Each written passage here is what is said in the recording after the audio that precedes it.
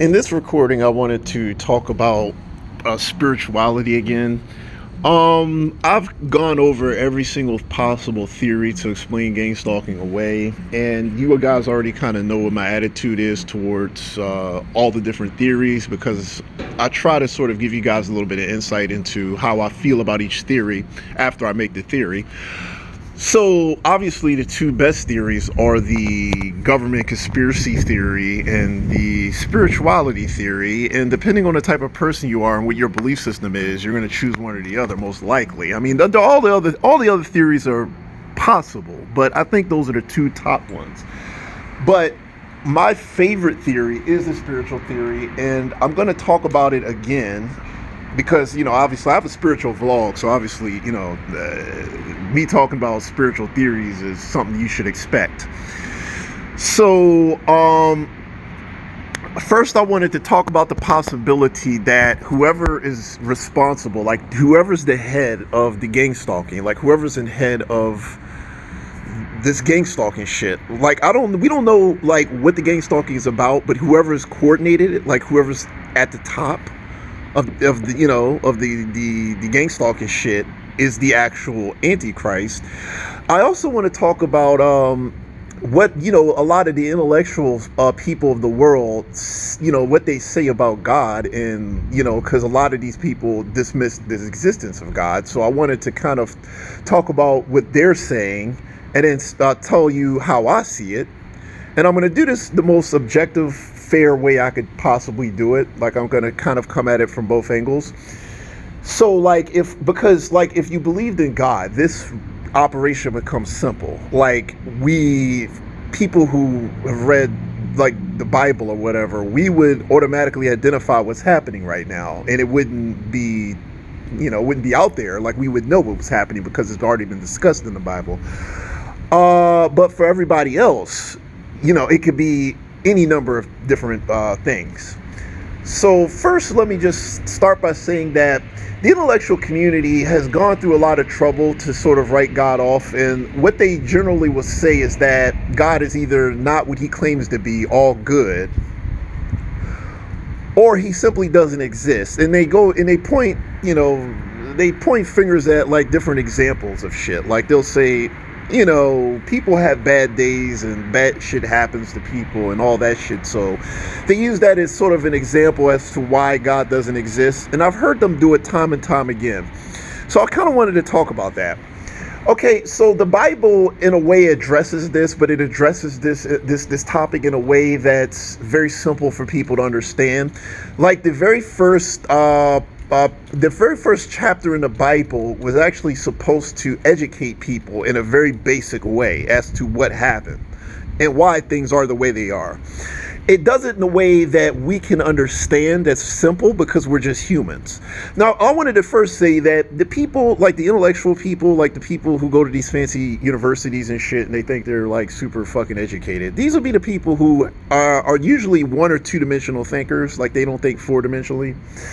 So to them, they'll look at it from a very human angle. Like they'll say, well, if God is all good, then everybody gets a Bentley and everybody gets a nice house and everybody gets a fucking a pet hamster and, nothing bad ever fucking happens and all this shit. Like, so I wanted to first say that we don't understand shit about the fucking universe. We don't understand shit about creation or reality or nothing.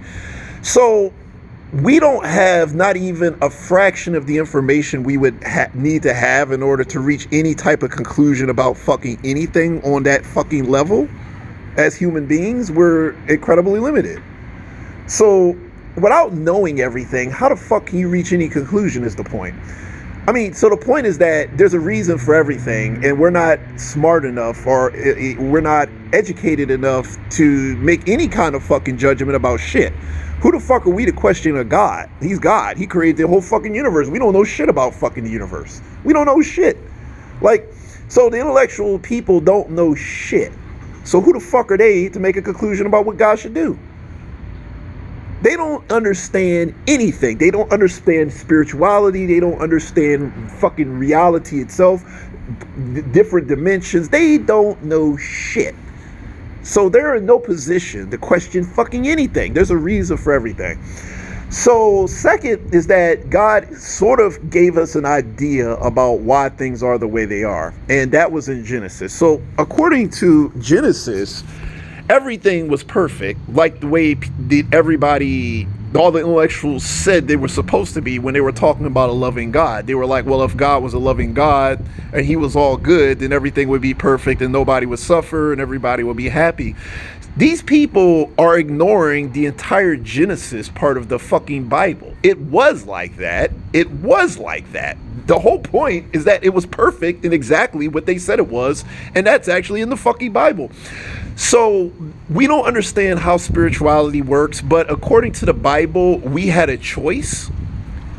And we could have chose to have it the way that all the intellectuals say we should have it because of a perfectly good God, because he's perfectly good.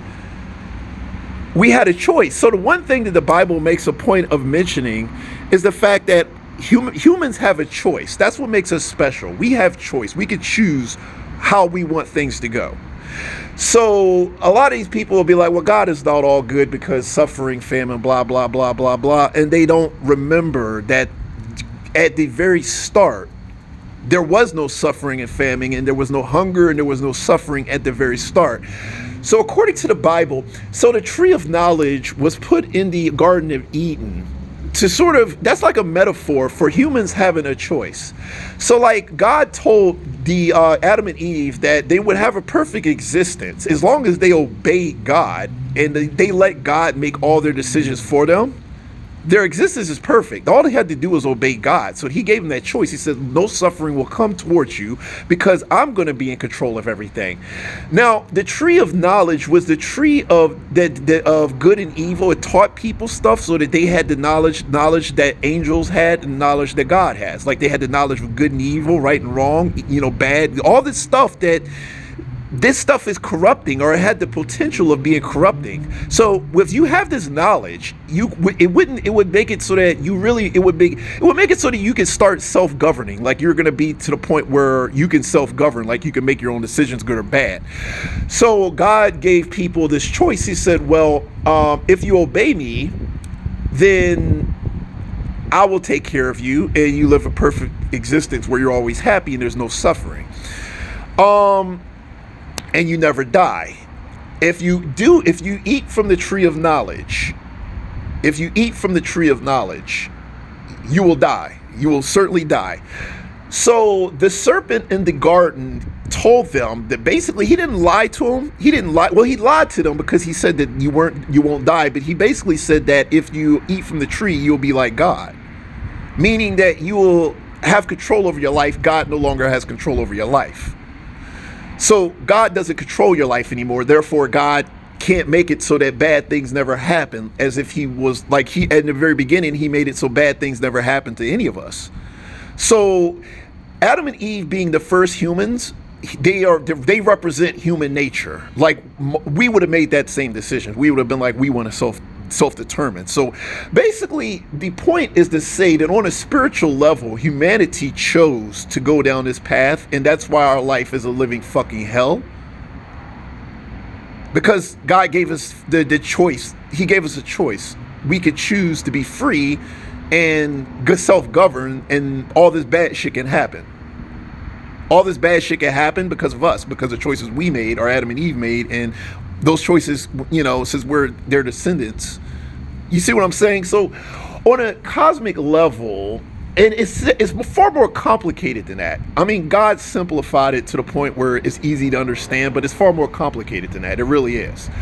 But the point is that it was like that according to the Bible, and humans chose to self-govern and to have knowledge and to know shit and to do whatever the fuck we want.